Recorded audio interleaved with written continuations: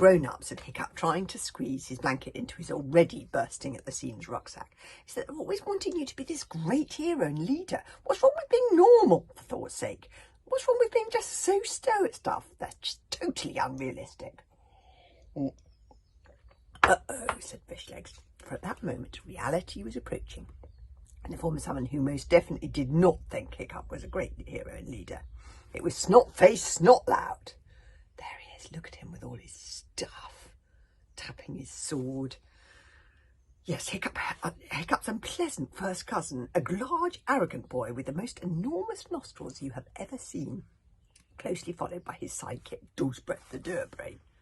"Okay, listen up, hooligans," grinned Snot-Loud, addressing the 13 or so hooligan warriors to be. "Hiccup will not be leading this group because he is not a leader. I am."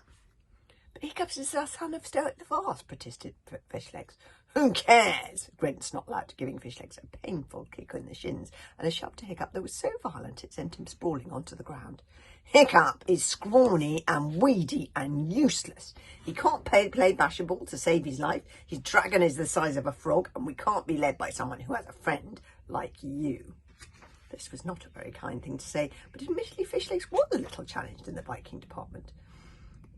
He was asthmatic, knock-kneed, and totally blind.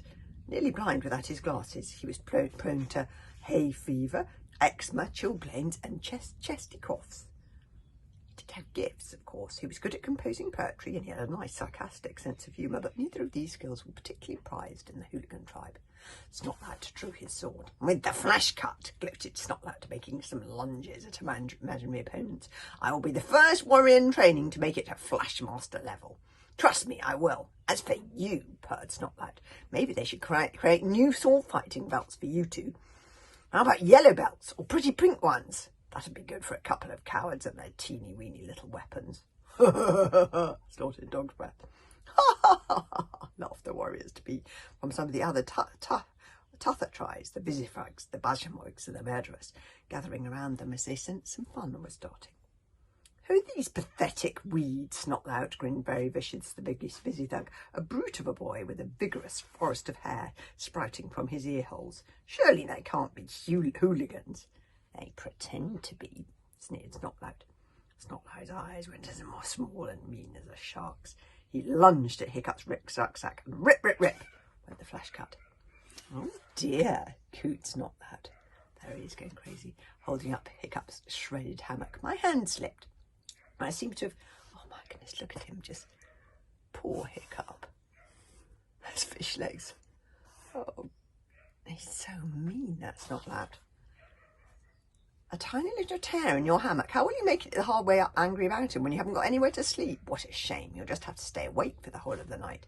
"You big cheater, Snot-Loud," replied Fishlegs hotly. "You're just scared that if Hiccup makes it to the Flashburn School of Sword Fighting, he's going to beat you." Oh, that really annoyed Snot-Loud. The one thing that Hiccup was truly gifted at on the pirate training programme was sword fighting. He hadn't fought Snot-Loud in a while, but Snot-Loud wasn't so confident of beating him as he would have liked to be, and that made Snot-Loud really mad. "Whoops, whoops, whoops!" yelled Snot-Loud, lunging at Fishlegs' hammock too and ripping that to bits as well. Both he and Dogsbreath then launched themselves at the shabby equipment, kicking it all over the place and giving Hiccup and Fishlegs themselves a good kicking into the bargain. A grinning, very vicious, helped them, and Dogsbreath held Hiccup down while Snot-Loud removed Hiccup's sword from his scabbard and held it up for everyone to see, and that made everyone laugh like anything.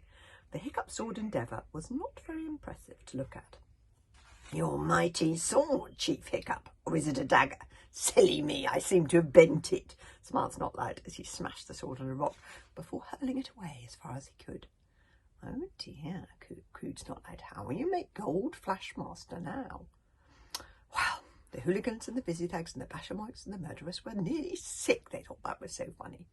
"Don't cry, little ones," lisped Snot-Loud, putting on a baby voice before he and Dogsbreath slouched off. "You'll be better off with an excuse to stay here with the old people and the children." "Come on, everyone, follow me," yelled Snot-Loud. "See you, losers." And the rest of the grinning warriors-to-be began to climb the cliff after him, leaving Hiccup and Fishlegs bruised and sore, and looking sadly at the wreckage of their belongings. They were used to being humiliated by Snotlout in front of the other hooligans, but this was worse because it was in front of the other tribes.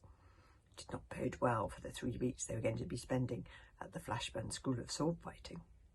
You see, sighed Hiccup gloomily, the grown-ups had totally forgotten what it's like to be 13 and have to deal with someone like Snotlout.